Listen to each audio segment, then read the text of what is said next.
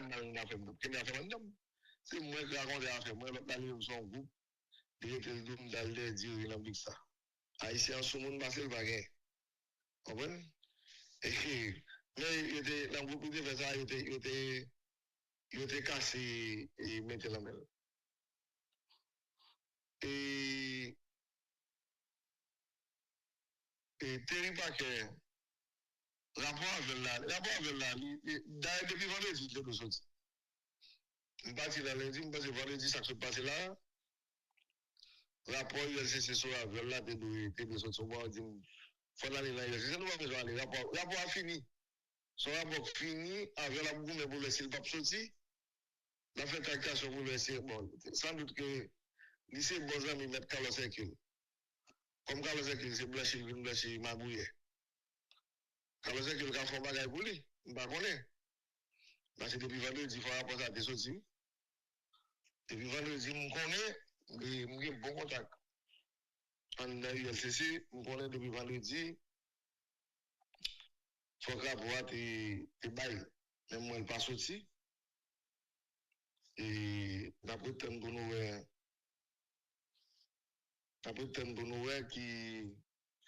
qui s'est passé, même je connais, et pas comme je connais tout le temps, pas comme je connais, Terry, pas comme je connais tout bagaille, ok. Tout bagaille ok pour rapport sur la conférence aussi, pour nous faire voler ça, qui était fréquent sur le monde, dans propose et sur le monde, et je veux dire, la réfléchir pour demander ça que tu fais la fréquent. Parce que, on émission pas qu'à émission peuple là. Son émission qui dit, mais qui c'est un vagabond fait qui mal, nous parlons de monde mal, nous-mêmes, ni nous pas chercher détruire le monde. D'ailleurs, moi-même, ça, ça me compte. Monter sur la joie pour le monde. Et vous, monter sur le monde, c'est pas un petit peu ouais. Là, on est pour me citer dans l'émission ça. Et avant, vous, sur ma chambre, moi, il faut que vous réfléchissiez un peu. Parce que moi, je ne peux pas. Et bon, je félicite non. Et vous avez un peu de chance. Si c'est qu'on y a, soit arrivé à là, elle est privé. Ça arrive à là, elle est même privé. Et comme étant donné, c'est sous profiter, et puis, je n'ai pas bien idée que vient tête parce que la veille est plus fort. Voilà, les avocats, il était allé plus fort. Donc, je vais même avocat qui a payé. Avec le cabinet d'avocat, mon travail, il était allé plus fort, avec plus de vitesse. Qui fait que nous sommes obligés et pour la même vitesse avec. Mais le rapport a sorti. Bon, cap mêlé pour rapport, il sorti. Alors, pour qu'on prenne la rue, mais il finit. Il finit en nous pas chance. Mais j'aime dire, nous, on a vu le Carlos qui là papa, qui se mène justice. Et nous avons qui m'a dit, et pays, pas des non, et matériel. Nous avons mettre Carlos qui m'a dit, et pays, pour voir les détails, États-Unis, Canada, et 4 pays qui ont sanction d'Haïti, pour voir les détails et sous mon niveau. Pour mettre Carlos Aquino, pour arrêter Matéli. Quand nous disons d'abord tout détail sur Matéli, pour arrêter Matéli. Pour arrêter nous pour me citer des ça. Vous comprenez très bien, on va pas arrêter mon ça. Mais pour la galerie, pour faire Chelbert, et pour montrer peuple à travail. Bon, maintenant, on va arrêter en prison. Comptable CRS, là, que on va pas arrêter en prison. Et puis qu'on a demandé des rapports sur, on sait des gros garçons qui se mettent pays, ils ont fait ça, ils ont voulu dans le pays. C'est eux qui mettent au ministre de justice. Et puis qu'on a, soit on a fait contrôle. On va faire contrôle. Et c'est pas mon tête, pas mon tête, et les non job en Haïti, moi, on fait job là, c'est privilège job là, nous venons jouer. Et puis nous venons gérer les amis, nous. Les amis, nous, dans la prison, et clients, nous. Qui étaient dans la prison, nous venons gérer, à tort ou à raison. Nous gérer, nous mettons dehors. Et si ce n'est pas capable, à fois propose, voyez liste Oui, notre ambassade, dit Bolis Moun qui est sectionné, on connaît bullshit. On connaît ça très bien. On connaît même si on baoul, on va mettre du café avec. On met du café avec. C'est ça que là, il va montrer pour qui a goumé. Il va montrer pour qui a goumé côté. Il y a un système. Le système va bien. Il va montrer pour qui a goumé. Qui a goumé. Goumé, ça c'est nous qui nous faisons nous-mêmes, pas ici, nous qui nous faisons. Comment? Nous qui nous faisons, nous-mêmes, nous qui nous faisons goumé ça. Goumé contre Marandré, quand Haïti, nous qui nous faisons. Et n'a fait, et n'a gagné. Nous garantis. Et n'a fait bataille ça. Ni tout le système, non? Ni le système, non, n'a pas si pour tout. On a fait bataille ça. Et bataille ça, nous avons fait. Parce que nous, pour pays, nous faisons pays à tout le pays, petit comique.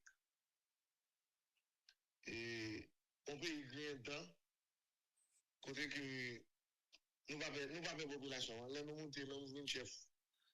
Nous faisons ça, nous voulons. Nous faisons gagotte, nous voulons. Après ça, nous allons léger, nous avons gardé tout le monde nager. Depuis nous courir, à fond sommation, nous voulons, l'avocat, nous.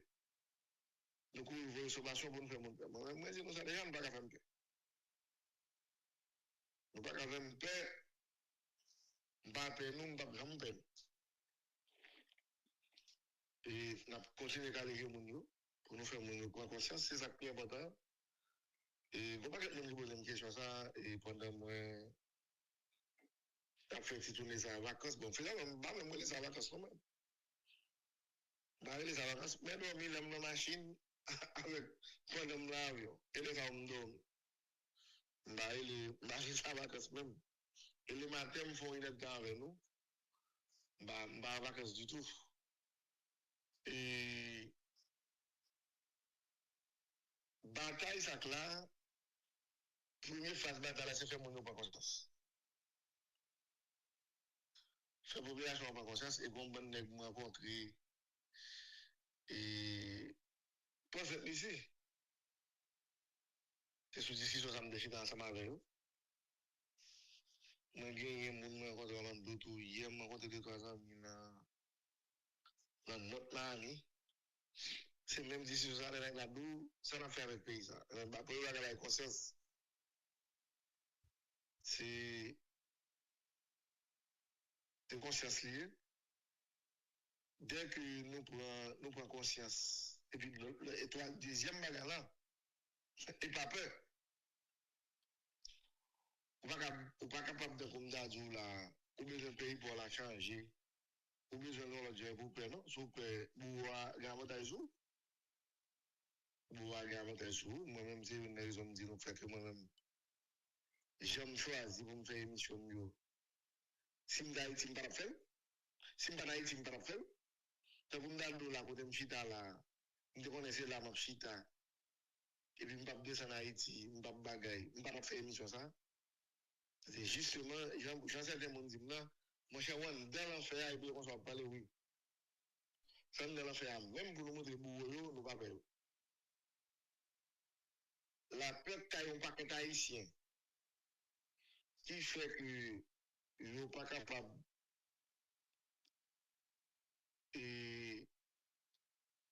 d'attaquer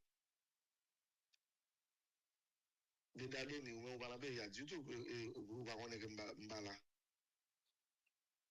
La paix, ça, c'est lui-même, c'est lui-même, n'a combattre la haïtienne. Parce que si c'est les mouvements de les hommes pas parler, n'a dénoncé. Parole moi, pas gagné importance. Il y a un groupe de gens ensemble avec eux, qui parlé politique. Et puis, nèg la expliqué comme ça qui passe en Haïti. Je dis, mais où qu'on peut en Haïti? Nèg a dit, je vais aller en Haïti, je vais pas plus écouter comme ça, dit tout, tellement le père. Et puis, il avait expliqué ça qui passe en Haïti. Je dis, monsieur, mais si j'avais expliqué là, c'est vérité, mon cher, on va pas besoin d'émission parce que tout ça m'a dit, c'est menti. dit, monsieur, tout ça va me dire, c'est menti, parce que si vous-même qui contrôlez là, d'ailleurs, dit, vous avez votre 15 ans, par exemple, en Haïti, tellement peur, on va me dire que vous connaissez comme ça, et puis on va expliquer ce qui passe en Haïti. Je dis, ça qui passe en Haïti, vous connaissez, qu'est-ce qui va vous? Qui vous consomme? Je dis, c'est mon Haïti qui vous dit ça qui passe en Haïti. Même dans vos nouvelles d'Haïti, c'est mon Haïti qui va vous. Quand il y a la question d'orientation, parce que vous ne pouvez pas être nègre. Tu as fait une émission, tu as parlé dans la radio, bien sûr, les réseaux sociaux en Haïti. Ça dépend de qui côté la branché, c'est tout lié. C'est tout lié, premièrement, c'est tout le monde qui met le système en Haïti. Il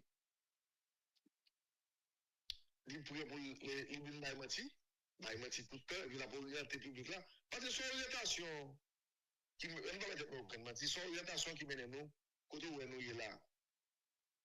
Son groupe monde qui oriente nous mène nous là.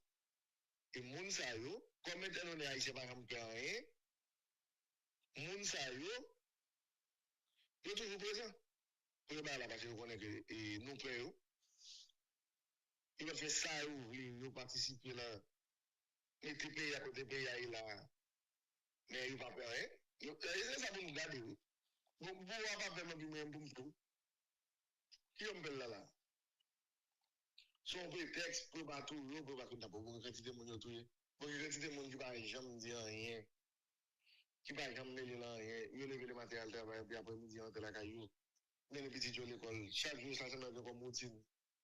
Et puis à la rigueur, il y a le ponti l'église le dimanche matin. Et puis il entre la caillou. Quand il dit le monde va mourir. Il en pile lui.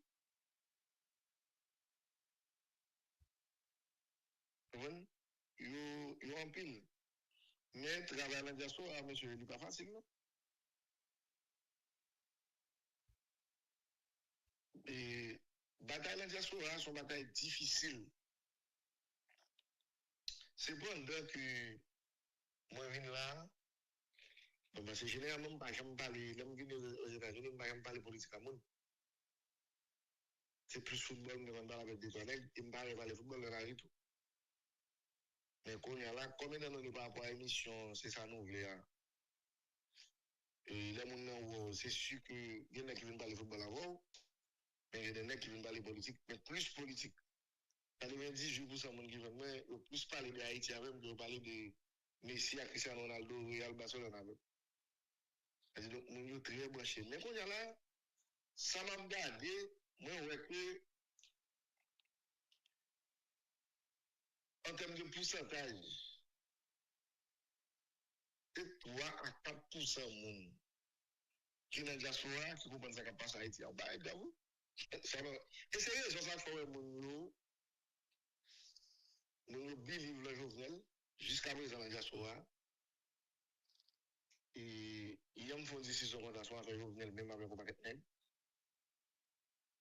de nous dans la diaspora, nous croyons le journal, nous te croyons le journal, nous avons essayé, oui.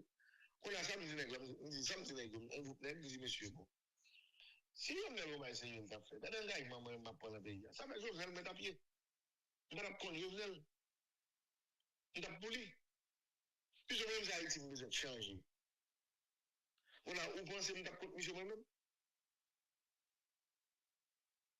Nous avons fait monsieur. Qui peut le monde qui a barré, le monde, le pays a de côté avec le Caribéen? Qui est le monde qui barré, pas journal? C'est pas le monde qui barré, parce que journal, c'était tout le nègre. On a ouvert l'obligé qu'on paquet, pas bien avant, diaspora de la matérie. Ça fait diaspora vient fâcher à Madélie, c'est le mot Jovenel qui fait diaspora vient n'importe à Madélie. Alors, on partit dans la diaspora qui vient n'importe à Madélie. Mais avant, c'est la Madélie, et puis, ils sont sur la Madélie, et Madélie va au Jovenel, ils ont mis Jovenel, et les Jovenel mourir, on m'a dit Madélie qui est Jovenel. Et puis, ils ont n'importe à Madélie. C'est comme ça, oui, ils viennent par la Madélie encore. Mais la diaspora, c'est la Madélie, oui. Il y avait dit, bon, gros problème dans la diaspora aux États-Unis. On a un gros problème. Parce que moun yo branché politique en pile, oui, la diaspora. Le branche politique en pile, mais ils pas comprendre ce qui passe en Haïti. Ils passent les deux. Il y a deux problèmes. Premièrement, n'est pas fait émission sur les réseaux sociaux. D'abord, je pense que le travail pour ça, parce que le mieux indépendant, oui. Parce que les réseaux sociaux là, et on travaille avec le monde, captant de nous, et puis on travaille avec YouTube et Facebook. Ou bien TikTok, ça dépend. Ceux qui sont là, ils vont dire quoi pour venir là-dedans quand même. Ça, on ne peut pas un patron vraiment, quand on a un patron, quand si un chèque là, ou pas ça. On a une liberté que vous-même vous gagnez. Tout le monde et bonne explication. Mais on a les réseaux sociaux là, ils viennent entrer dans ma bouille, qui mélange à l'État, la fait ma bouille avec Vacabon qui a dans l'État, pour lui-même, il fait comme balle, mais travail là pas fait. Deuxièmement, radio avec télévision traditionnelle, la grande majorité là, ils sont toujours associés à l'État. Bon, associé à l'État, pas de problème, puisque moi, avant de gagner, je passer à gratis, dans team là. Il faut passer avant, pendant que je passe à 8 heures, parce que je ne pas faire 10 heures de temps. Mais je passe à 7h45 pour commencer à me l'heure. Mais le bala, pendant que je il passe à 8 heures. Mais son publicité mérite de ma maman. Il va gratis sans passer pour lui. Mais ça va vous dire que comme là, qu'on y a là, il y a un monde qui vont nous c'est solide, horizon jeudi. Moi, je vois que c'est pour mon cap vous monter, bah, les documenter. On vient de me parler, m'a parlé. Je vais dire à mon cher, et si je vais me parler, et si je visite Mairie Delma, je vais perdre. Donc, il y a les bons dames, je vais visiter Mairie Delma. Je vais perdre. Et puis, quand il y a là, vous venez d'avoir une activité, vous venez d'avoir là, parce que vous commencez à perdre des copes. Non. Je ne suis pas d'accord mon gars, son bagage pour vous parler, vous monter son monde. Et c'est quelqu'un qui n'a pas parler. Et c'est raison ça fait que moi-même, je ne pas que média en Haïti, je ne pas avec vous. Ça qui pour un bagage pour Marjorie Michel qui publie sur moi. Je ne suis pas capable de une corporation. Je dépense une corporation. Moi, le radio ANMH qui c'est Radio Hugo. Et puis, qu'on y a là, par exemple, nos releases qui sont médias ANMH, on travaille en média ANMH moi-même. Marjorie Michel, petit salon, il est fourni parce que le pouvoir, il va parler de pouvoir, et puis ils imaginent un plan, on mentit, et puis ils font, on a le côté de la nouvelliste pour le publier. Parce que c'est une session demandée à DPLP. On a passé une micro à l'embauchement, n'importe qui me donne une paye, puis me donne une micro pour savoir si c'est bon. Puis me dit, ah, c'est payé, on a des payés, et ça lié, oui. On va dire, payé, on a des payés pour te parler. Il fait une session demandée par la micro. Il même pas là, il fait à l'écrit. Non. Nous sommes connus, nous connaissons comment on travaille. C'est vous demander des preuves. C'est ça, mon l'a dit. Pas mal de preuves, on dit pour la guerre. C'est-à-dire, on comprend les personnels là même qui vont faire. Donc, voilà, la génocide, on ne va pas parler de voler ça. Et même, ils ont toujours fait parce que les intérêts, la plupart des intérêts, la majorité Michel. On a intérêt, c'est la gare économique. Ou pas qu'à mon ami John Bagay, sans preuve, sans rien, mon ne pas rien. Et puis, deuxièmement,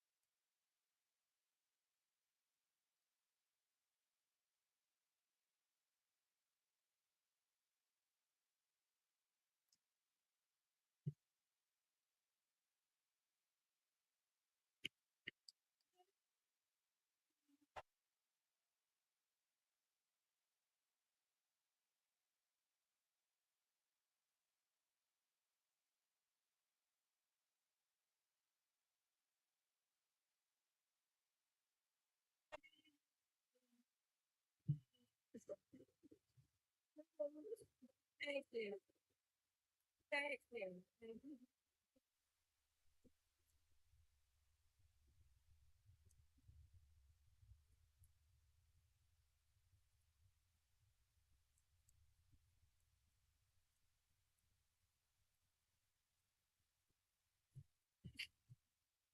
Thank you. Thank you. Thank you. Thank you, everyone. Thank you. Thank you. Thank you. Thank you.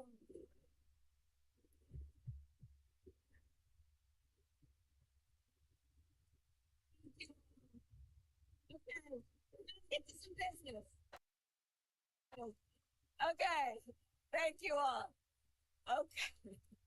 Thank you. Thank you. Thank you. Thank you. Thank you. Thank you. Thank you. Please. Thank you. Please. Thank you so very much. Thank you, everyone. Thank you, everyone. Thank you. Okay, let's get to business. Let's get to business.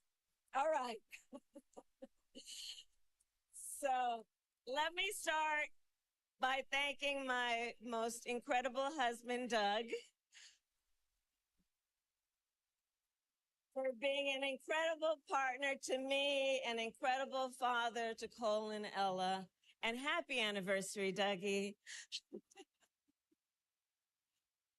I love you so very much. To our President Joe Biden.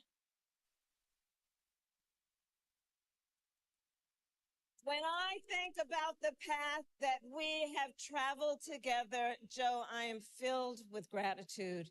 Your record is extraordinary, as history will show, and your character is inspiring. And Doug and I love you and Jill and are forever thankful to you both.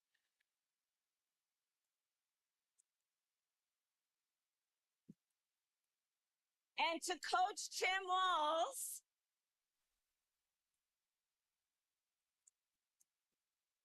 you are going to be an incredible vice president.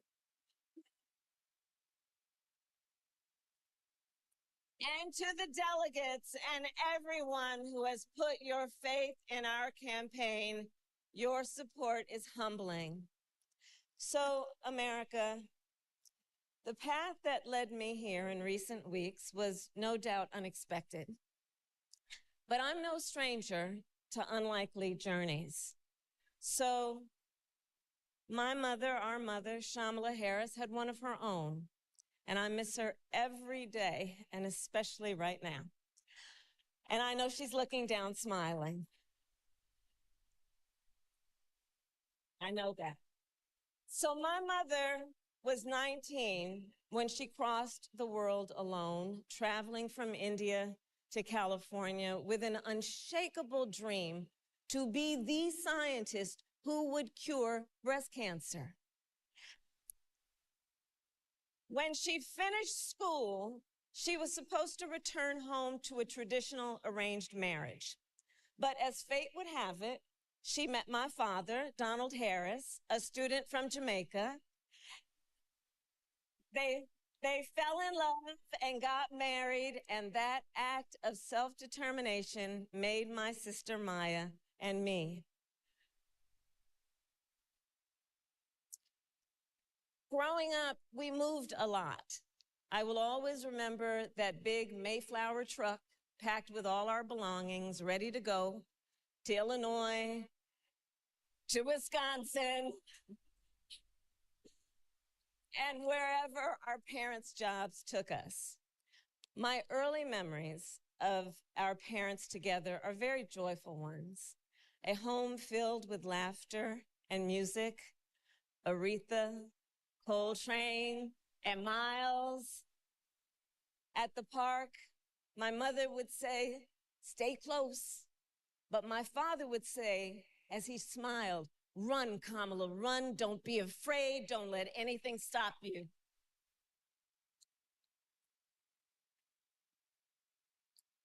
From my earliest years, he taught me to be fearless.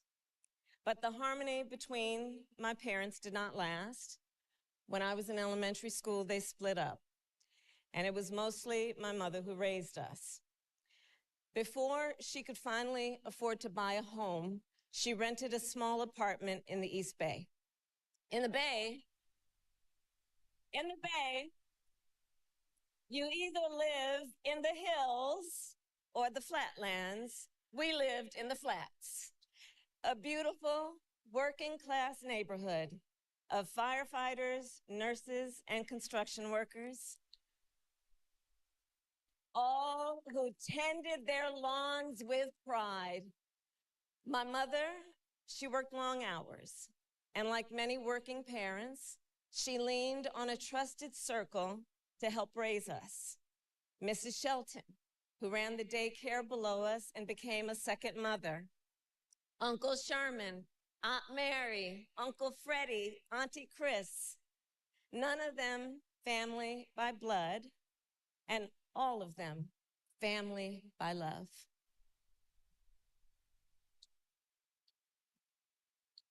Family who taught us how to make gumbo, how to play chess, and sometimes even let us win. Family who loved us, believed in us, and told us we could be anything and do anything. They instilled in us the values they personified: community, faith, and the importance of treating others as you would want to be treated, with kindness, respect, and compassion. My mother was a brilliant, 5-foot-tall, brown woman with an accent. And as the eldest child, I saw how the world would sometimes treat her. But my mother never lost her cool. She was tough, courageous, a trailblazer in the fight for women's health, and she taught Maya and me a lesson that Michelle mentioned the other night. She taught us to never complain about injustice, but do something about it. Do something about it. That was my mother. And she taught us, and she also taught us, and never do anything half-assed. And that is a direct quote. A direct quote. I grew up immersed in the ideals of the civil rights movement. My parents had met at a civil rights gathering, and they made sure that we learned about civil rights leaders, including the lawyers like Thurgood Marshall and Constance Baker Motley, those who battled in the courtroom to make real the promise of America. So at a young age, I decided I wanted to do that work. I wanted to be a lawyer. And when it came time to choose the type of law I would pursue, I reflected on a pivotal moment in my life. You see, when I was in high school, I started to notice something about my best friend, Wanda. She was sad at school, and there were times she didn't want to go home. So one day I asked if everything was all right, and she confided in me that she was being sexually abused by her stepfather. And I immediately told her she had to come stay with us, and she did. This is one of the reasons I became a prosecutor, to protect people like Wanda, because I believe everyone has a right to safety, to dignity, and to justice.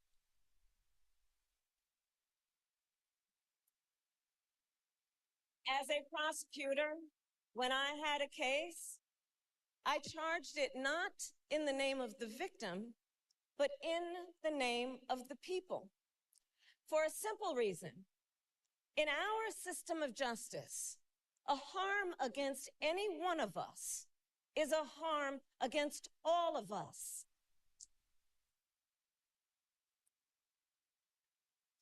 And I would often explain this to console survivors of crime, to remind them no one should be made to fight alone.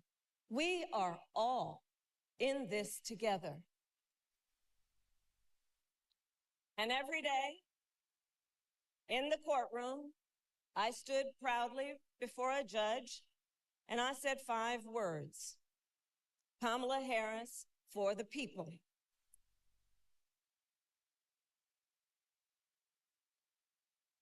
And to be clear, my entire career, I've only had one client, the people. And so, on behalf of the people, on behalf of every American, regardless of party, race, gender, or the language your grandmother speaks, on behalf of my mother and everyone who has ever set out on their own unlikely journey, on behalf of Americans like the people I grew up with, people who work hard, chase their dreams, and look out for one another, on behalf of everyone whose story could only be written in the greatest nation on earth, I accept your nomination. States.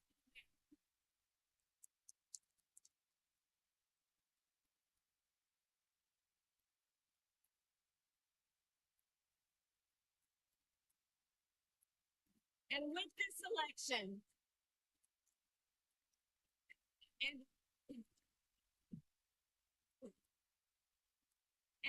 this election, our nation with this election has a precious, fleeting opportunity to move past the bitterness, cynicism, and divisive battles of the past, a chance to chart a new way forward. Not as members of any one party or faction, but as Americans. And let me say, I know there are people of various political views watching tonight, and I want you to know, I promise to be a president for all Americans. You can always trust me to put country above party and self, to hold sacred America's fundamental principles, from the rule of law to free and fair elections to the peaceful transfer of power.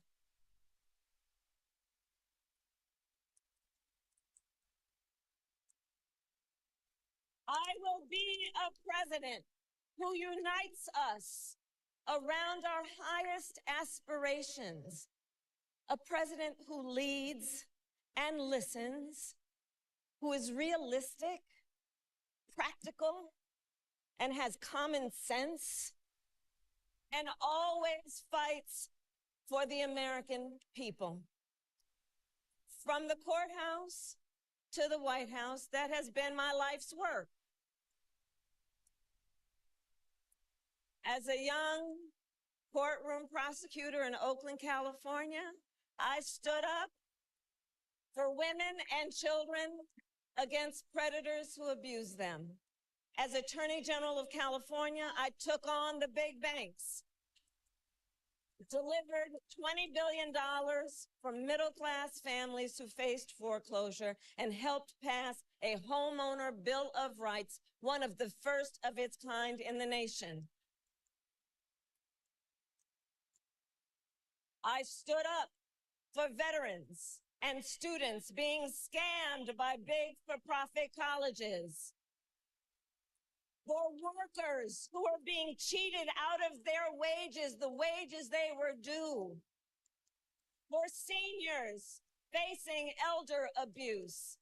I fought against the cartels who traffic in guns and drugs and human beings, who threaten the security of our border and the safety of our communities. And I will tell you, these fights were not easy, and neither were the elections that put me in those offices.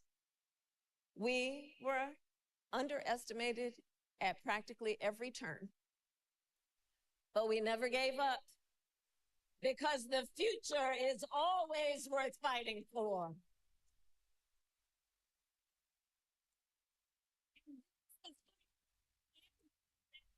A fight for America's future.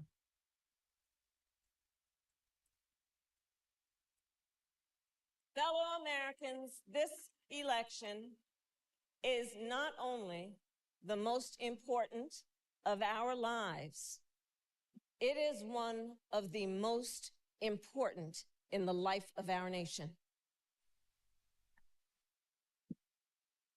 In many ways, Donald Trump is an unserious man. But the consequences of putting Donald Trump back in the White House are extremely serious. Consider not only the chaos and calamity when he was in office, but also the gravity of what has happened since he lost the last election. Donald Trump tried to throw away your votes. When he failed, he sent an armed mob to the United States Capitol where they assaulted law enforcement officers. When politicians in his own party begged him to call off the mob and send help, he did the opposite. He fanned the flames. And now, for an entirely different set of crimes, he was found guilty of fraud by a jury of everyday Americans and separately found liable for committing sexual abuse. And consider what he intends to do if we give him power again. Consider his explicit intent to set free violent extremists who assaulted those law enforcement officers at the Capitol. His explicit intent to jail journalists, political opponents, and anyone he sees as the enemy. His explicit intent to deploy our active duty military against our own citizens. Consider the power he will have, especially after the United States Supreme Court just ruled that he would be immune from criminal prosecution. Just imagine Donald Trump with no guardrails and how he would use the immense powers of the presidency of the United States, not to improve your life, not to strengthen our national security, but to serve the only client he has ever had, himself.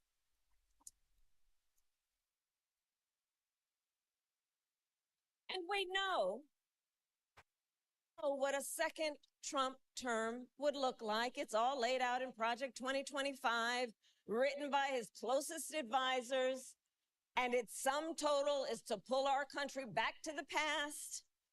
But America, we are not going back. We are not going back. We are not going back. We are not going back to when Donald Trump tried to cut Social Security and Medicare. We are not going back to when he tried to get rid of the Affordable Care Act, when insurance companies could deny people with pre-existing conditions.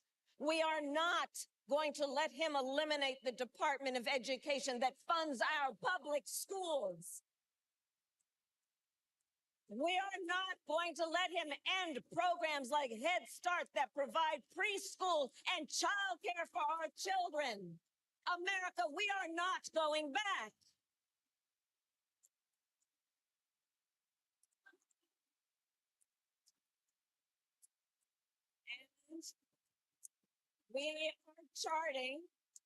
And we are charting a new way forward to a future with a strong and growing middle class, because we know a strong middle class has always been critical to America's success. And building that middle class will be a defining goal of my presidency.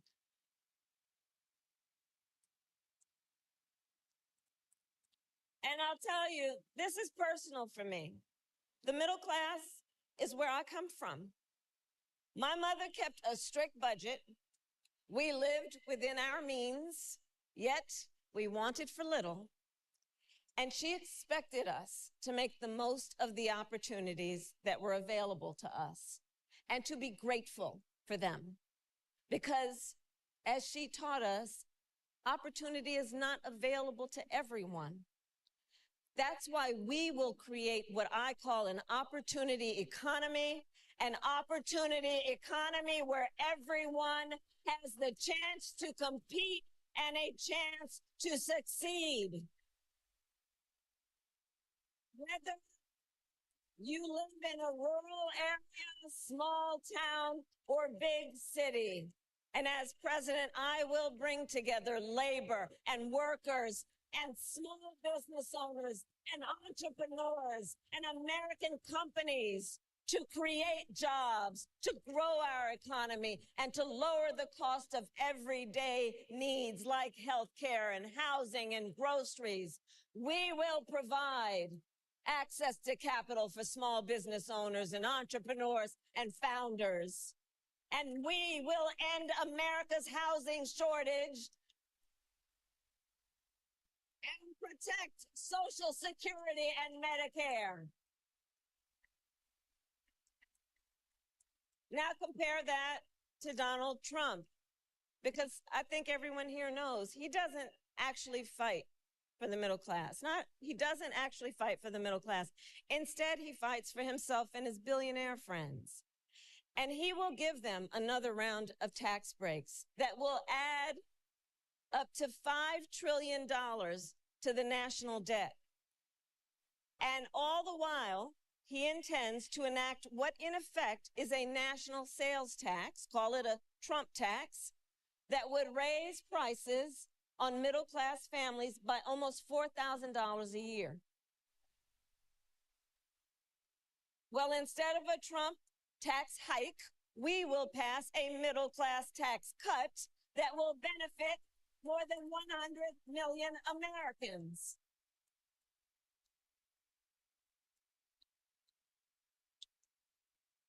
Friends, America cannot truly be prosperous unless Americans are fully able to make their own decisions about their own lives, especially on matters of heart and home. But tonight, in America, too many women are not able to make those decisions. And let's be clear about how we got here. Donald Trump handpicked members of the United States Supreme Court to take away reproductive freedom. And now he brags about it. In his words, quote, "I did it and I'm proud to have done it," end quote. Well, I'll tell you, over the past 2 years, I've traveled across our country, and women have told me their stories. Husbands and fathers have shared theirs. Stories of women miscarrying in a parking lot, developing sepsis, losing the ability to ever again have children, all because doctors are afraid they may go to jail for caring for their patients. Couples just trying to grow their family, cut off in the middle of IVF treatments. children who have survived sexual assault, potentially being forced to carry a pregnancy to term. This is what's happening in our country because of Donald Trump. And understand, he is not done. As a part of his agenda, he and his allies would limit access to birth control, ban medication abortion, and enact a nationwide abortion ban with or without Congress. And get this, he plans to create a national anti-abortion coordinator and force states to report on women's miscarriages and abortions. Simply put, they are out of their minds.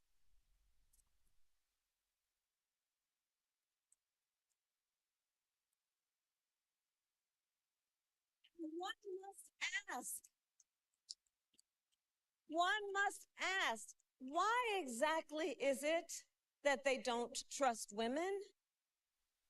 Well, we trust women. We trust women. And when Congress passes a bill to restore reproductive freedom, as President of the United States, I will proudly sign it into law.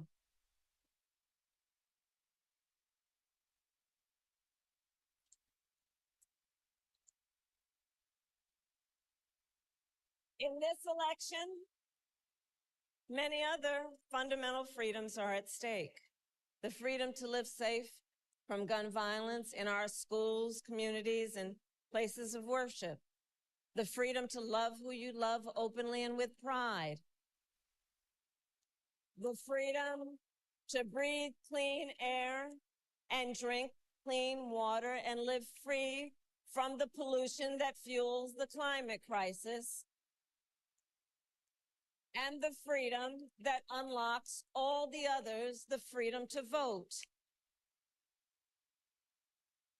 With this election, we finally have the opportunity to pass the John Lewis Voting Rights Act and the Freedom to Vote Act.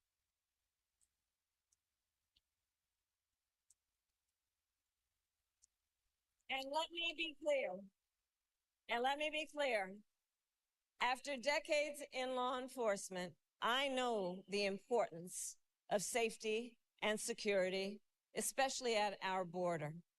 Last year, Joe and I brought together Democrats and conservative Republicans to write the strongest border bill in decades. The Border Patrol endorsed it. But Donald Trump believes a border deal would hurt his campaign. So he ordered his allies in Congress to kill the deal. Well, I refuse to play politics with our security. And here is my pledge to you. As president, I will bring back the bipartisan border security bill that he killed, and I will sign it into law. I know we can live up to our proud heritage as a nation of immigrants and reform our broken immigration system. We can create an earned pathway to citizenship and secure our border.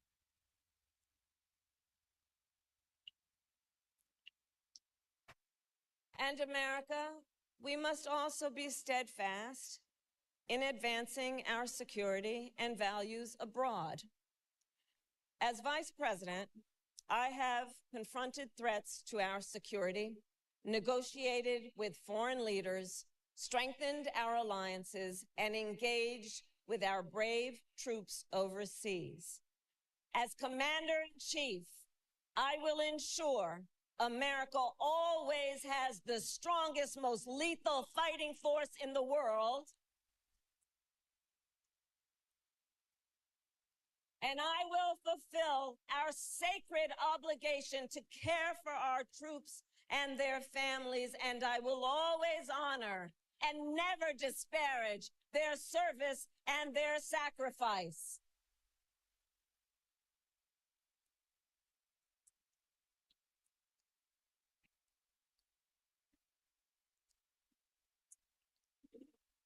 I will make sure that we lead the world into the future on space and artificial intelligence, that America, not China, wins the competition for the 21st century, and that we strengthen, not abdicate, our global leadership.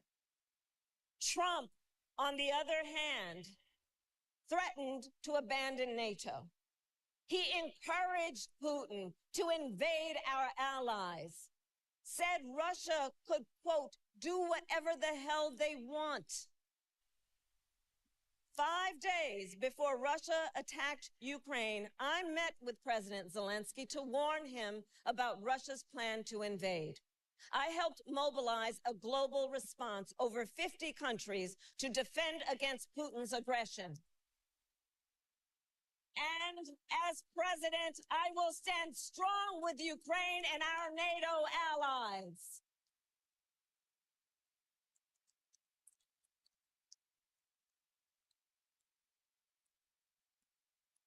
With respect to the war in Gaza, President Biden and I are working around the clock, because now is the time to get a hostage deal and a ceasefire deal done. And let me be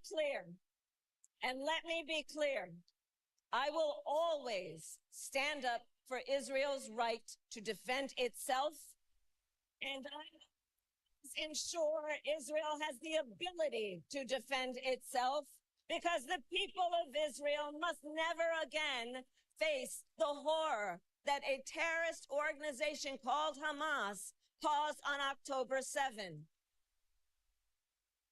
including unspeakable sexual violence and the massacre of young people at a music festival. At the same time, what has happened in Gaza over the past 10 months is devastating. So many innocent lives lost. Desperate, hungry people fleeing for safety over and over again. The scale of suffering is heartbreaking. President Biden and I are working to end this war such that Israel is secure, the hostages are released, the suffering in Gaza ends, and the Palestinian people can realize their right to dignity, security, freedom, and self-determination.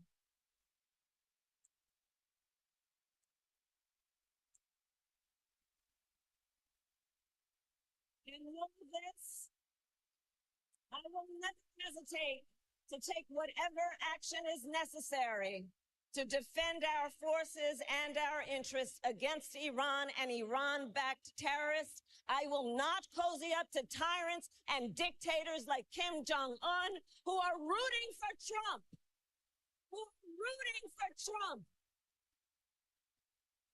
Because, you know, they know he is easy to manipulate with flattery and favors. They know Trump won't hold autocrats accountable because he wants to be an autocrat himself. And as president, I will never waver in defense of America's security and ideals, because in the enduring struggle between democracy and tyranny, I know where I stand, and I know where the United States belongs.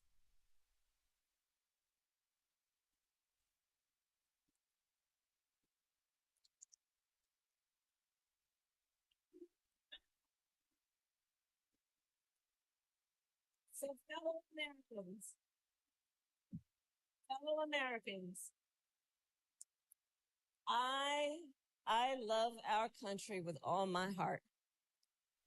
Everywhere I go, in everyone I meet, I see a nation that is ready to move forward, ready for the next step in the incredible journey that is America. I see an America where we hold fast to the fearless belief that built our nation and inspired the world, that here in this country, anything is possible, that nothing is out of reach. An America where we care for one another, look out for one another, and recognize that we have so much more in common than what separates us. That none of us has to fail for all of us to succeed. And that in unity there is strength. You know, our opponents in this race are out there every day denigrating America, talking about how terrible everything is. Well, my mother had another lesson she used to teach.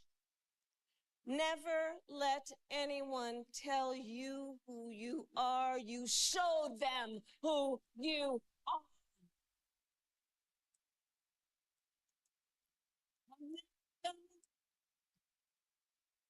Let us show each other and the world who we are and what we stand for. Freedom, opportunity, compassion, dignity, fairness, and endless possibilities.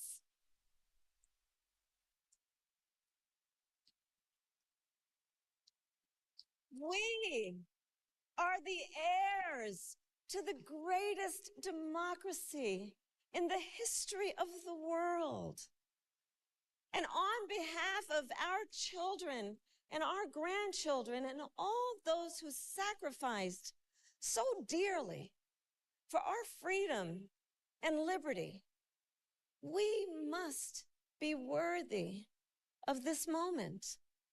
It is now our turn to do what generations before us have done, guided by optimism and faith, to fight for this country we love, to fight for the ideals we cherish, and to uphold the awesome responsibility that comes with the greatest privilege on earth, the privilege and pride of being an American.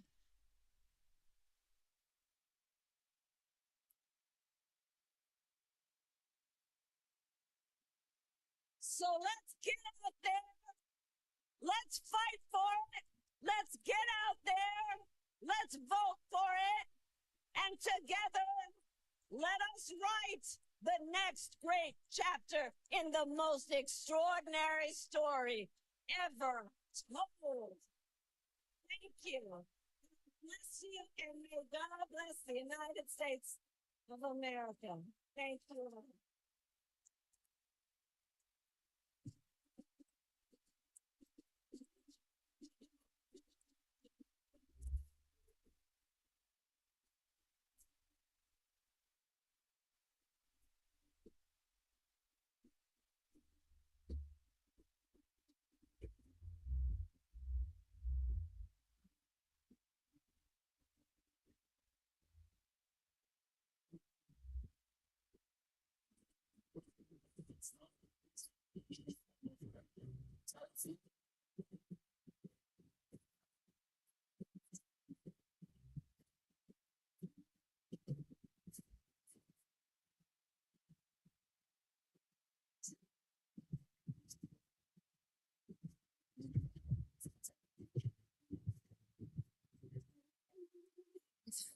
Tears don't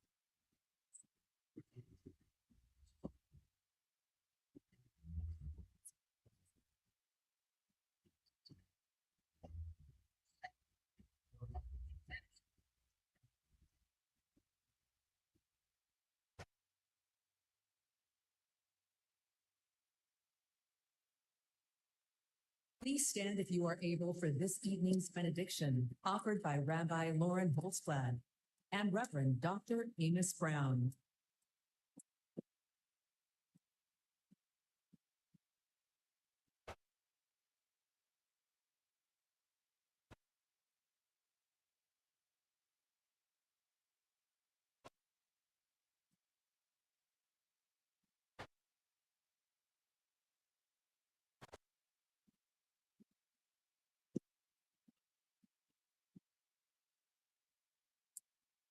America, let us pray. God brought us out of the narrow place of oppression to freedom. Let's remember the treacherous road our ancestors traveled to freedom, their sacrifice and resolve to bring a better, more inclusive world. We stand on their shoulders to declare, we are not going back. God, who notices the downtrodden, give us the courage to imagine the world as you do, where everyone has the opportunity to thrive, where diversity brings strength, not weakness, and where all have the right to make the choices for their own bodies. God of strength, guard Vice President Harris and Governor Walz with your sheltering presence as they carry on with courage and conviction to build a better future for all Americans. Shine a light on them so that they may continue to pursue justice, equity, and reproductive freedom. An America free from gun violence that safeguards free and fair elections, with less vitriol and more joy, not afraid to face its past, to grow a brighter future where every child can look to their leaders and see themselves and know that someday they too can lead. May we all be blessed with the ability to see the humanity in each other. America, let's make history. Amen.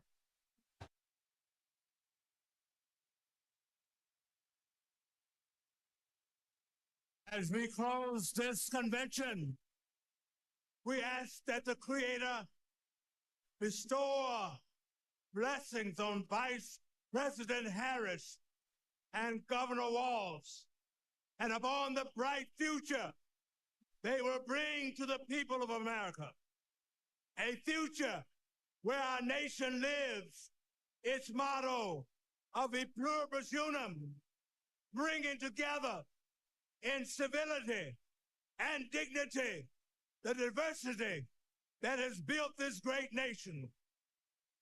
E pluribus unum, one nation that embraces us all, every race, creed, or color, regardless of sexual orientation, gender, or gender expression, rich and poor, old and young, urban and rural. A future, oh God, for every American, where the humanity of all persons will be affirmed and celebrated, where every American has the opportunity and freedom to pursue those inalienable rights of life, liberty, and the pursuit of happiness. A future, oh God, where we live in peace and joy, where we set aside our rancor and division, where we heal our differences and celebrate our common purposes as one nation, one American community, that great city on a hill that serves as a beacon for all the people and all the nations. This is a journey we begin today, and we pray that the Almighty God will guide us on this path today, tomorrow, and for all the generations to come. Amen and amen.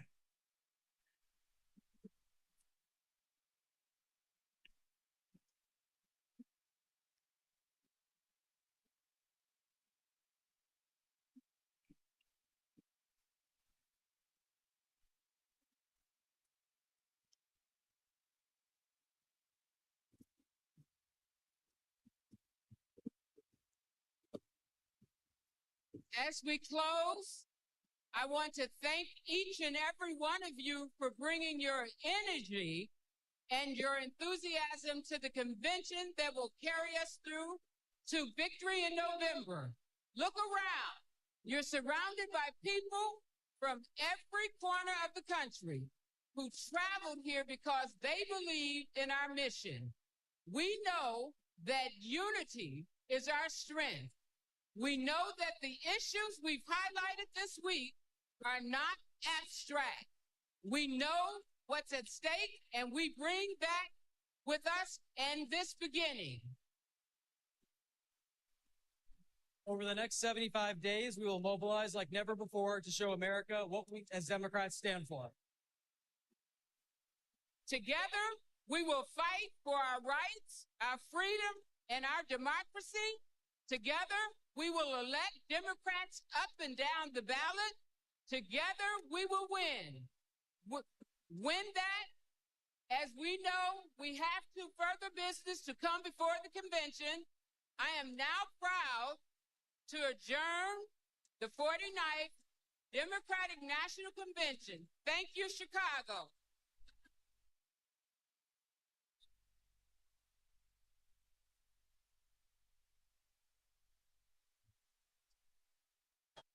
Thank you very much, everybody. It's a great crowd. There are a lot of people. Over 20,000 people couldn't get in, and we didn't need anybody to get the people here. We didn't need a star. We didn't need a star. We didn't need some entertainer to fill it up. And then she goes on last night. In about 6 minutes, everyone was leaving. They were pouring out. We don't need that. We've got our star. You know who the star is? All of you people are the star. You're the star. And I mean that. Hello, Harrisburg. A very special hello to Pennsylvania. I'm thrilled to be back in this beautiful Commonwealth with thousands of proud, hardworking American patriots. Thank you very much. As you know, this is my first return to Pennsylvania since our rally in Butler. We're going back to Butler, too, by the way.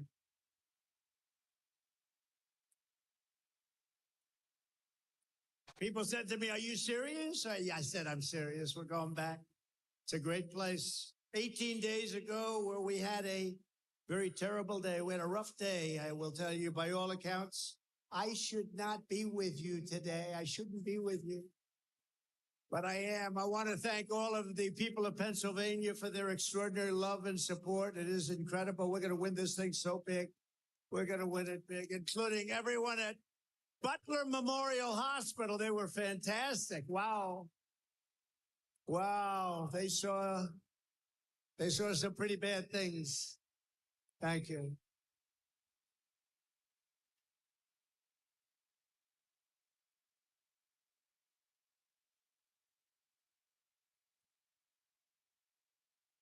Thank you very much.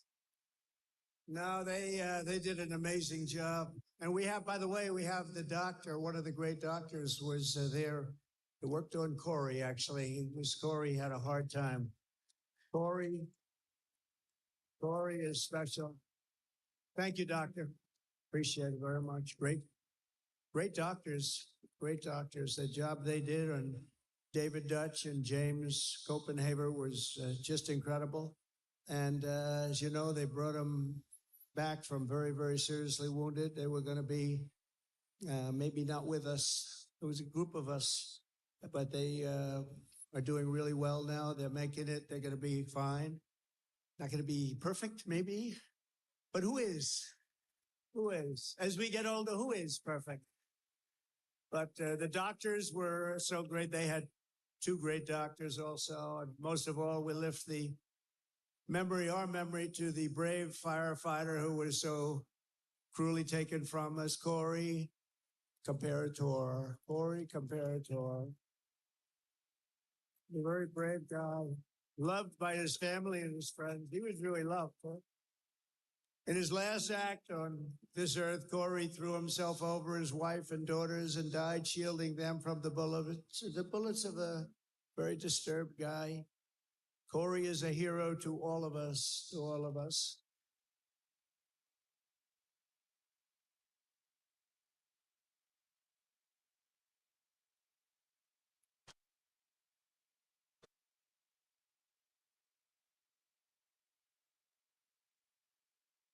I want to thank a friend of mine, too. I'm not going to mention his name because he's pretty well known. And he came up to me. He said, would it be okay if I presented Corey's wife and family with a check? And I said, yeah, it would be okay with me. It's certainly okay. And he handed me a check for $1 million. $1 million. Think of that. Thank you, Dan. So he was very generous. In addition, we have a GoFundMe that's, it's really been great. I think we're at $6 million mark for the three of them, plus some other people. So, but you know what? Corey's wife said, I'd rather have my husband. Isn't that good?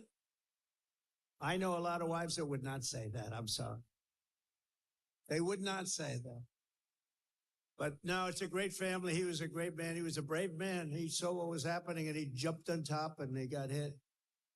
But we will carry Corey's spirit of love and devotion and patriotism with us for all time. And We will never forget Corey or his beautiful family.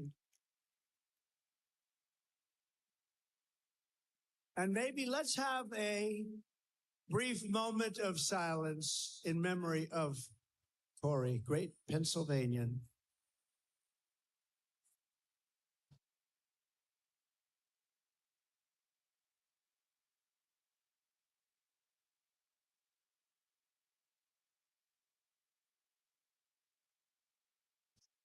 Thank you very much. Thank you, everybody. Beautiful. Beautiful.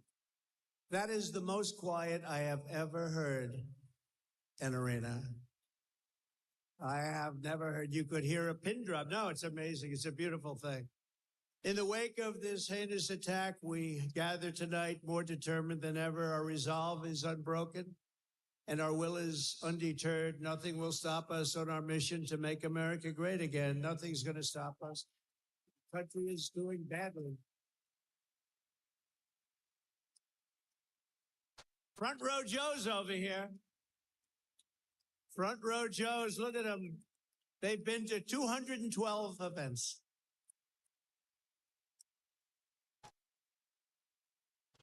You know, I'm pretty sure we have their vote. I'm not sure. You can never be sure of anything. You're voting for Trump. Okay, front row Joe's. They love us or we love them. Thank you very much. Thanks, everybody.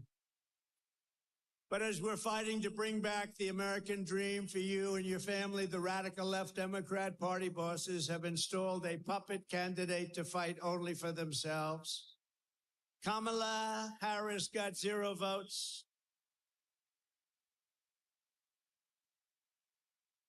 She's totally scripted, owned, and controlled by the donors and the power brokers who created her campaign and who rip off our government and make billions and billions of dollars. They want to call them up and they want to deal with her. And I didn't deal like that. I never dealt like that. I didn't need the money. I said, no, I don't want to do that. I told a lot of guys that I like and some guys that I don't like, but very rich people, I just can't do that.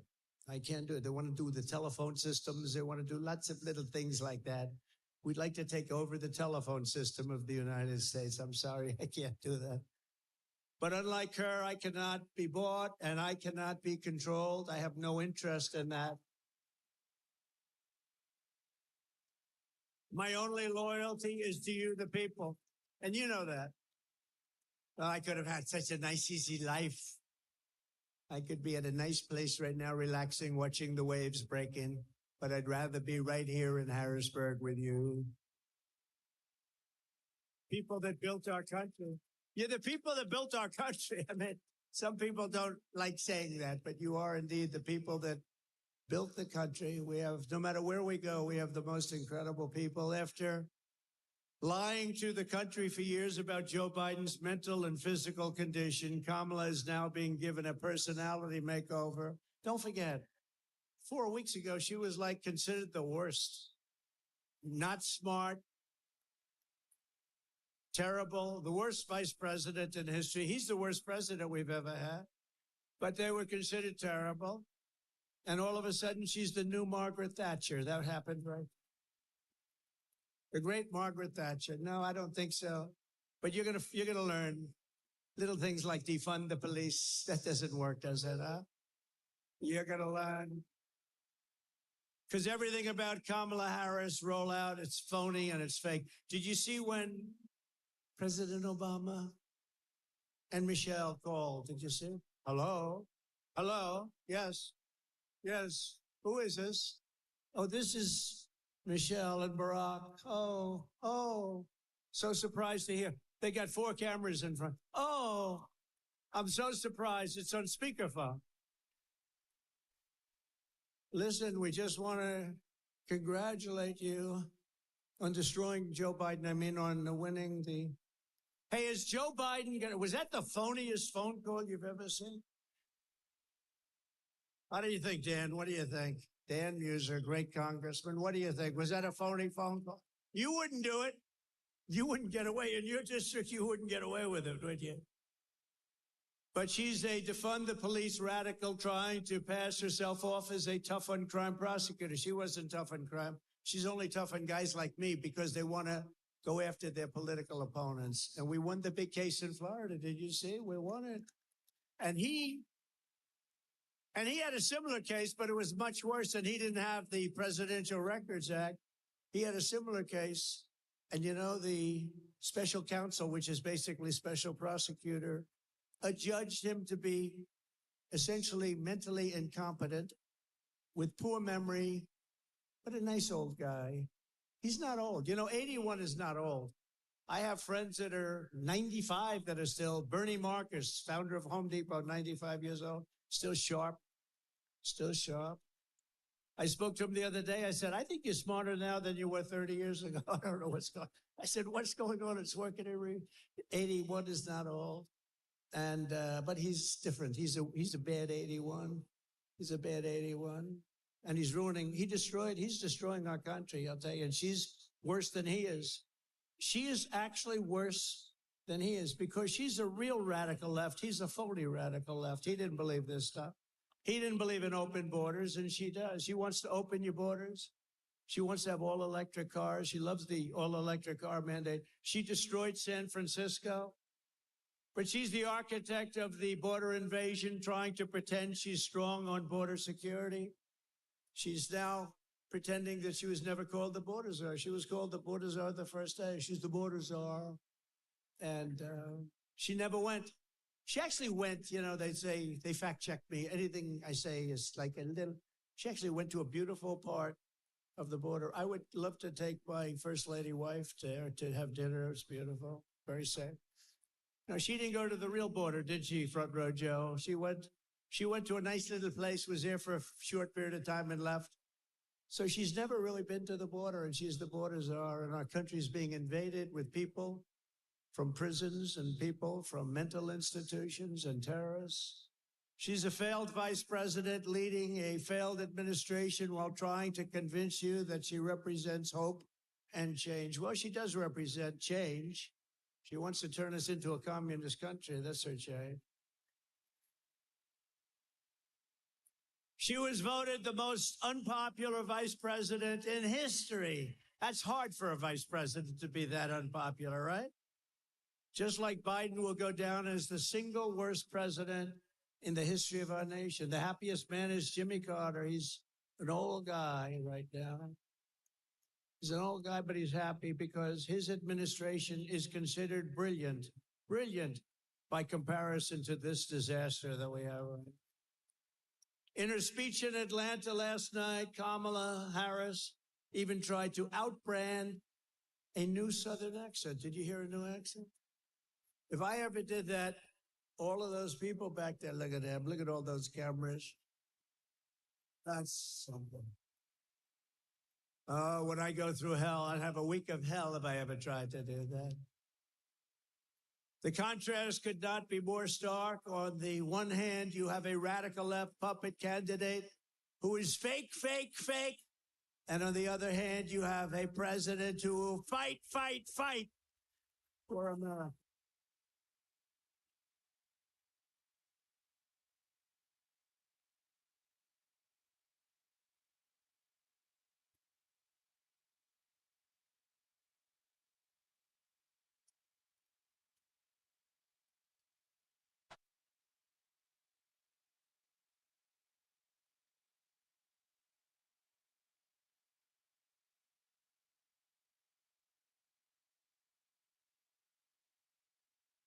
This is a hell of a big arena. How many seats is this? Looks like Madison Square Garden. This is a big, beautiful place. Wow. I didn't care.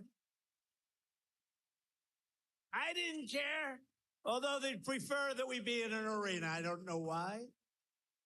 But we're not giving up the outdoor rallies. You know, all those people that we had to turn away today at an outdoor rally, we had 107,000 people show up in New Jersey.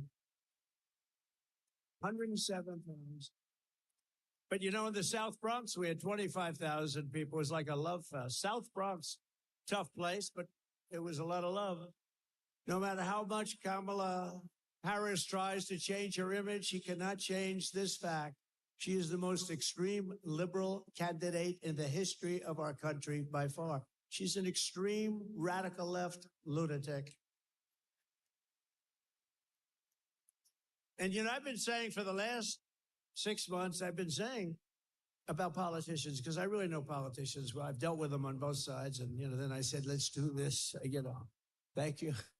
But when a politician comes out early on with an idea like she wants to defund the police and all these other things she wants to do, really bad things, that's where they're at. They're going to be there eventually, right? Mike Kelly, stand up, Mike, will you please? This guy, he used to stand up. He's my friend. He endorsed me on day one, right? Day one. Day one. He endorsed me before I was running. He said, that guy's got to run. I endorsed him. I didn't even run. How many endorsements do I have? Well, you got Kelly of Pennsylvania. I wasn't running. Anyway, thank you, Mike. I appreciate it. He would stand out at those outdoor rallies when it was 10 degrees below zero and it was 97 degrees out without a shirt on. It's not that pretty a sight. Not that pretty, but he had no fear. He's a tough guy and they love him. They love you in this state.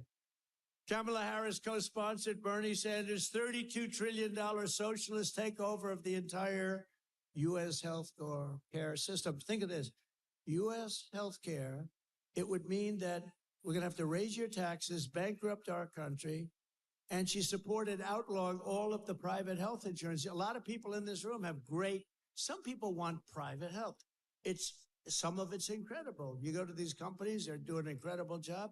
They want to be able to, she wants that banned and she wants that outlawed. You can't buy that anymore. You're paying for it, but it's great stuff. I mean, some of the companies have unbelievable, the golden plans and all that. And she wants it to be ended. She pledged to give free taxpayer-funded health care to all illegal aliens. Think of that. Oh, and she'll do that, which will totally destroy our social security system. She sponsored a bill to give illegal aliens taxpayer-funded lawyers so they could sue us. And she called for abolishing ICE. These are unbelievable patriots, by the way. They're almost as tough as our congressman sitting in the front. They're almost as tough as the man that's going to be your next governor, by the way. He's tough, too. He's tough. He's a great military hero. And he'll come up. I'm allowed to have him up for a little while, right? Just a couple of minutes, right? He's great. He's great. And I hear you doing very well. But you get ready. You get ready. You got to knock them dead. She compared ICE agents to members of the KKK.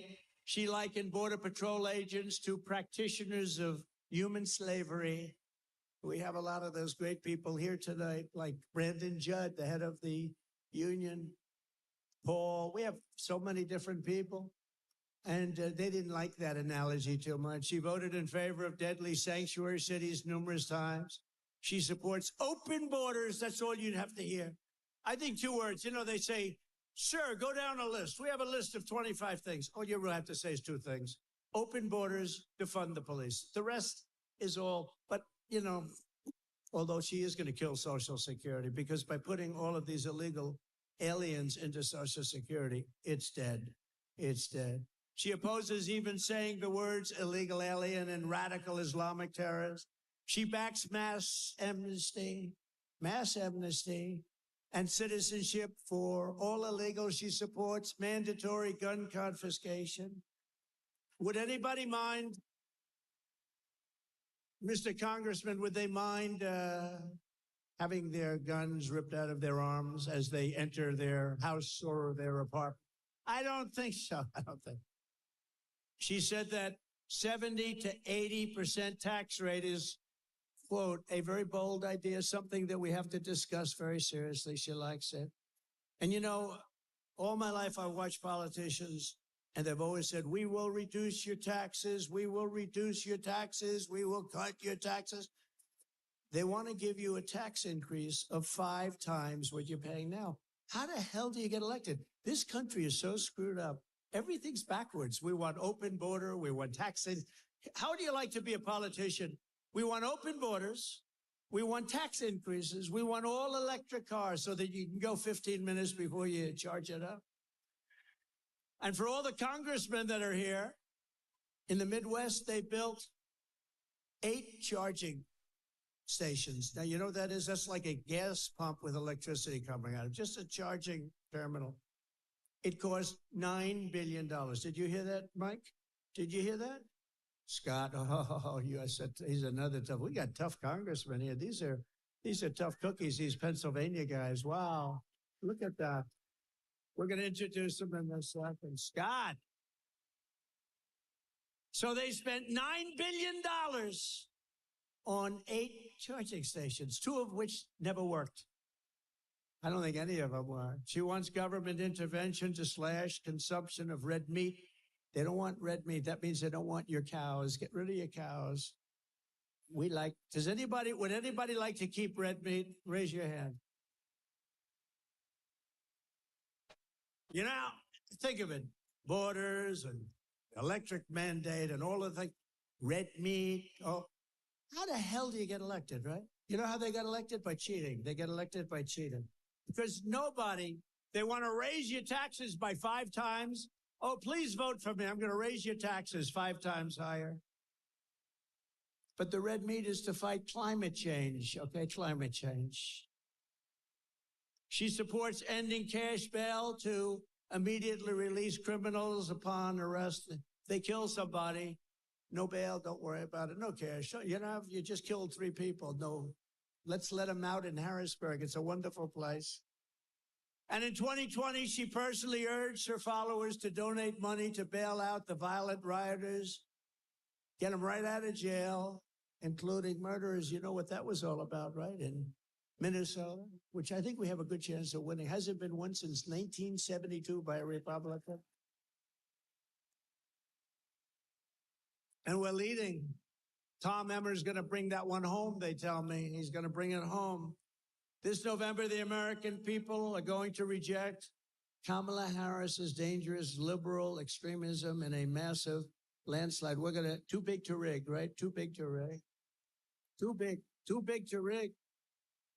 We're not going to let her turn the United States into a communist San Francisco colony. We're not going to let it happen.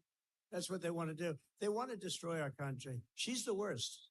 She was a bad DA long before you had your DA, long before you had some of these DAs that you have, as you know, in Philadelphia and Pennsylvania, but in Los Angeles, all over the place, all over the place. You have bad DAs. You have radical left, horrible DAs that are funded by Soros and others, and they're weak.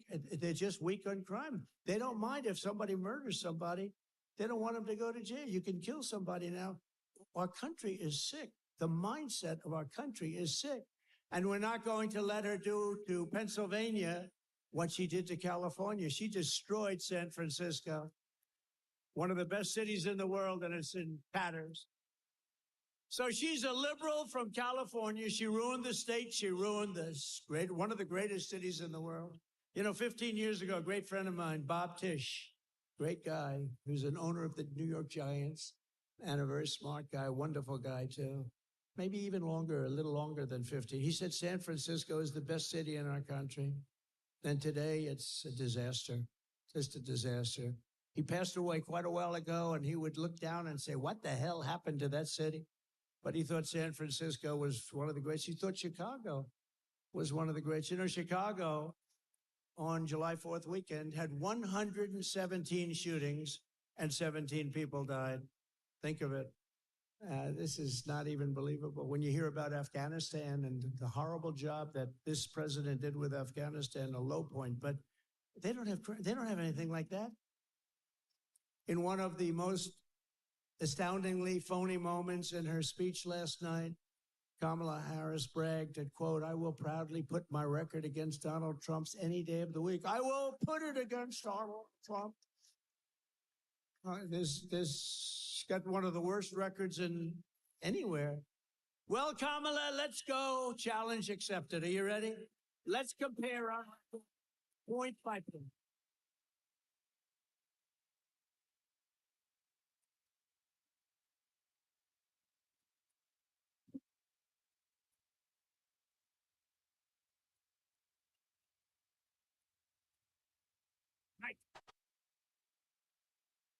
I can't believe I'm doing. You know, the weird thing. I mean, 2 weeks ago, I was talking about Biden. I didn't even know her name. Nobody did. Kamala. Hello. Beautiful. I didn't even know her name. Kamala. I heard she was a rotten border czar. That's about all I knew about her. Her only job was the border, and she never went there. But 2 weeks ago, 3 weeks ago, it was all about Biden. Then I kept hearing they were going to steal it from him, and I said, you know, it's hard to do because I understand when you have the delegates. He had all the delegates. He had 100% of the delegates. He had 14 million votes. I said, you can't really do it. But then they threatened him very strongly. They said, you're incompetent, and we're going to get you out. He just won, you know. No, if they happen to be right, he was incompetent, but these are minor details. No, he just won. He had all the votes. And he could have said no, but he was afraid. And he's an angry man right now. Here's the big question I have. Will he be invited to the Democrat National Convention? Will he be invited? Mr. Congressman, I don't know. Now he will because I'm mentioning it. If I didn't mention it, he would not be invited. But now they have to invite him. But you know what's crazy, the craziest thing? So you don't mind if I go off teleprompter all the time. It's such a shame. I have these great speechwriters. They really are. Ross and Vince, they're great. They're the best speechwriters. And I hardly speak about this, but I could read the most gorgeous speech, but you may be bored to tears. No, they're beautiful. The words are beautiful. Everything's great. The sun will rise. The moon will set. The oceans will glisten. I say, that's beautiful, but I'm not sure that Harrisburg wants to hear that stuff. What do you think, Congress? What do you think? Doctor, I don't think so.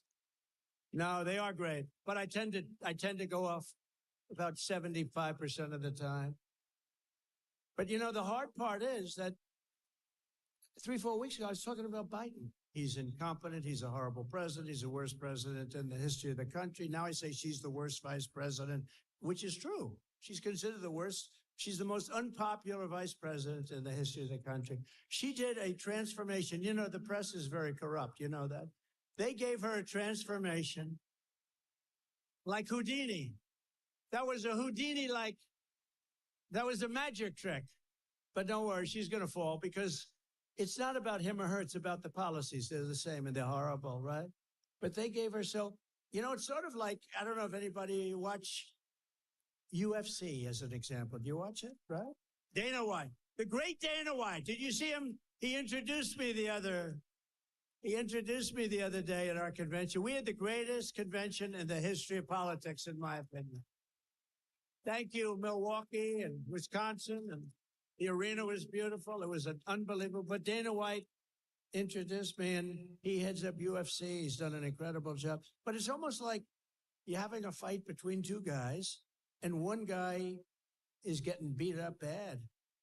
Then he goes to a debate, right? The debate didn't work out too well. How did the debate work out for him? I don't think so good, Scott. The debate didn't work out exactly good. Then he tried to recover from the debate by going out every day, and it got worse and worse. It was a basic disaster. But it's like having two fighters, and the one guy's getting beat up really badly, and they say, all right, stop the fight. Come on out. I'll put a new one in. That's what we have here. Kamala is the new fighter. Who cares?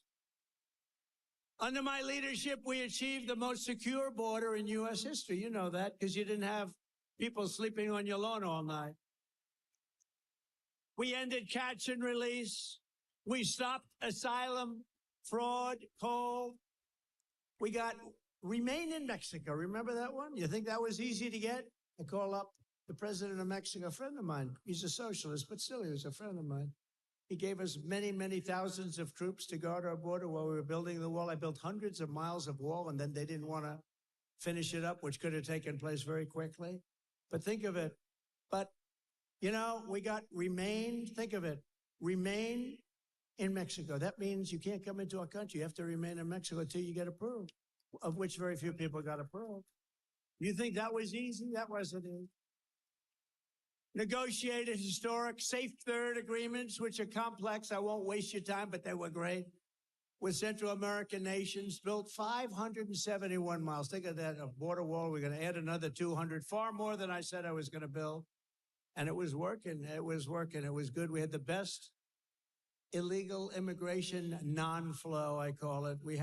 They were having a hard time. Also, drugs were way down. Human trafficking was way down. It's human trafficking in women mostly. You know, it sounds ancient, human trafficking. It sounds like something from 1,000 years ago, but it's as big a business in a sense as the drug business. And the reason is because of the internet. The internet made human trafficking a very, very big and horrible business. They traffic in women. They put them in the trunk of a car. They put them in the back seat and they close it up and you can't even breathe. And they bring them across the border. We had knocked it down cold, and now it's at a level 5 times greater than it ever was before. Nobody's there to check. Nobody's to look at the car. Nobody knows who's there, who's in it. But you can see it on a certain chart that I have. You know, this chart saved my life. Where is that to?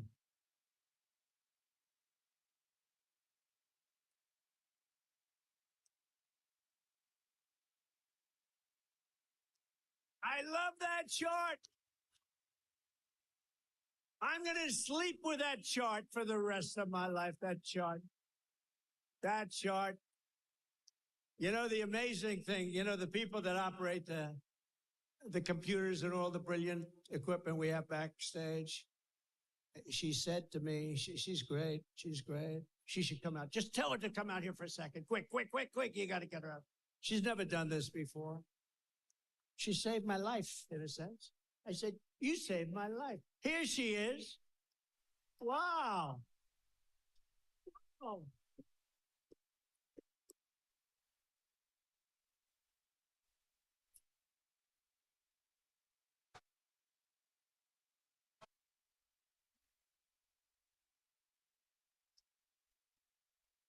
Hi. No, she's a computer genius. She saved my life. No. So, you know, the story is, but that chart, I only used it probably less than 20% of the time. So in other words, we do the rally.